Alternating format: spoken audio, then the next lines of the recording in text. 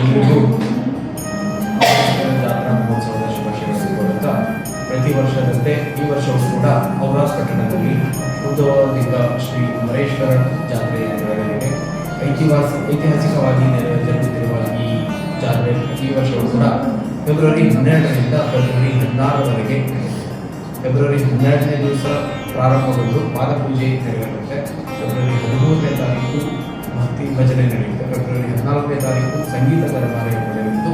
February 15ರಂದು ಅಗ್ನಿ ಪೂಜೆ ಮಹತ್ವವಾದ ದಿನ. ಫೆಬ್ರವರಿ 15 ಶಿವರಾತ್ರಿಯಂದು ಅಗ್ನಿ ಪೂಜೆ ನಡೆಯುತ್ತೆ. ಹಾಗೆ ಫೆಬ್ರವರಿ 16ರಂದು ರಥೋತ್ಸವ ಜರುಗುತ್ತದೆ.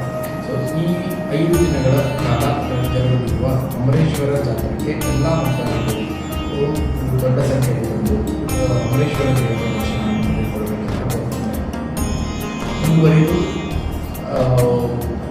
ಭಕ್ತಾದಿಗಳಿಗೆ ಬೀದರ್ ಜಿಲ್ಲಾ ಪ್ರದೇಶದಿಂದ ಬರಲು ಬಸ್ ಅನುಕೂಲತೆಗಾಗಿ ಬಸ್ ಫೆಸಿಲಿಟಿ ಮಾಡಲಾಗಿದೆ. ಅದಲ್ಲದೆ ಹುಡುಗಿಯರಿಂದ ಸಂತೂರಿಂದ ಮತ್ತು ನೆರೆಹೊರೆಯ ಕಮಲನಗರ್ ಮತ್ತು ಎಲ್ಲ ಹೋಬಳಿ ಪ್ರದೇಶಗಳಿಂದ ನೇರವಾಗಿ ಸಂಪರ್ಕವು ಔರಾದ್ ಬಸ್ ಸ್ಟ್ಯಾಂಡ್ಗೆ ಬಂದಿದ್ದು ಔರಾದ್ ಬಸ್ ಸ್ಟ್ಯಾಂಡಿಂದ ಅಮರೇಶ್ವರ ಜಾತ್ರೆಗೆ ಭಾಗವಹಿಸಲು ಹೋಗುತ್ತದೆ. ಕಾರ್ನಲ್ಲಿ ಬರುವಂಥ ಭಕ್ತಾದಿಗಳಿಗೆ ಉಡುಪಿ ರೋಡ್ ಮತ್ತು ಬಸ್ ಸ್ಟ್ಯಾಂಡ್ ಹಿಂಬದಿಯ ಭಾಗ ಪಾರ್ಕಿಂಗ್ ವ್ಯವಸ್ಥೆ ಮಾಡಲಾಗಿದೆ. ನೇರವಾಗಿ ದೇವಸ್ಥಾನದ ಹತ್ತಿರವಾಗಿ ಬರಲು ಅವಕಾಶ ಇರೋದಿಲ್ಲ. ಕಾರಲ್ಲಿ ಬರುವುದು ಉಡುಪಿ ರೋಡ್ ಅಥವಾ ಬಸ್ ಸ್ಟ್ಯಾಂಡ್ ಹಿಂಬದಿಯಲ್ಲಿರುವ ಪಾರ್ಕಿಂಗ್ ವ್ಯವಸ್ಥೆಯಲ್ಲಿ ಕಾರನ್ನು ಹಾಕಬಹುದು. ಮುಂದೆ ಎಲ್ಲ ಭಕ್ತಾದಿಗಳಿಗೆ 5 ದಿವಸಗಳ ಕಾಲ ಕಸೋ ವ್ಯವಸ್ಥೆ ಇರಲಿದ್ದು ದೇವಸ್ಥಾನದ ವತಿಯಿಂದ ನಿರಂತರವಾಗಿ ಕಸೋ ವ್ಯವಸ್ಥೆ ಇರುತ್ತದೆ. ಇದಲ್ಲದೆ ಭಕ್ತಾದಿಗಳು ಪಟ್ಟಣದ ಇನ್ನಿತರ ಪ್ರದೇಶಗಳಲ್ಲಿ ಕೂಡ ಕಸೋ ವ್ಯವಸ್ಥೆಯನ್ನು ಏರ್ಪಡಿಸುತ್ತಾರೆ. ಎಲ್ಲ ಸಾರ್ವಜನಿಕರಲ್ಲಿ ಮಾಡುವ ಕಳಕಳಿ ಏನಿದೆ ಅಂದರೆ ಎಲ್ಲರೂ ಸ್ವಚ್ಛತೆಯನ್ನು ಕಾಪಾಡಬೇಕು.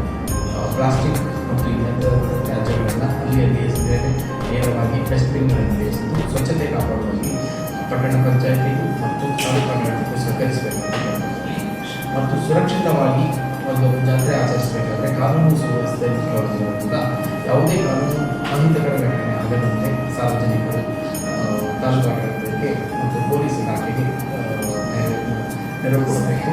ಏನಾದರೂ ಅಹಿತಕರ ಘಟನೆಗಳು ನಿಮ್ಮ ಕಿವಿಗೆ ಕಣ್ಣಿಗೆ ಕಂಡು ಬಂದಲ್ಲಿ ಹೆಲ್ಪ್ ಲೈನ್ಗೆ ಅಥವಾ ಪೊಲೀಸ್ ಇಲಾಖೆಗೆ ನೇರವಾಗಿ ತಿಳಿಸಬೇಕು ಅಂತ ಕೇಳ್ಕೊಳ್ತಾ ಇದ್ದೇನೆ. ಈ ರೀತಿಯಾಗಿ ಎಲ್ಲರೂ ನಾಡಿನಾದ್ಯಂತೆ ಔರಾದ್ ಪಟ್ಟಣದ ಎಲ್ಲ ಭಕ್ತಾದಿಗಳು ಒಂದು ಅದ್ದೂರಿಯಾದ ಅಮರೇಶ್ವರ ಜಾತ್ರಾ ಮಹೋತ್ಸವವನ್ನು ಮಾಡಬೇಕಂತ ತಾಲೂಕಾಡಳಿತವರಿಂದ ಕೇಳ್ತಾರೆ.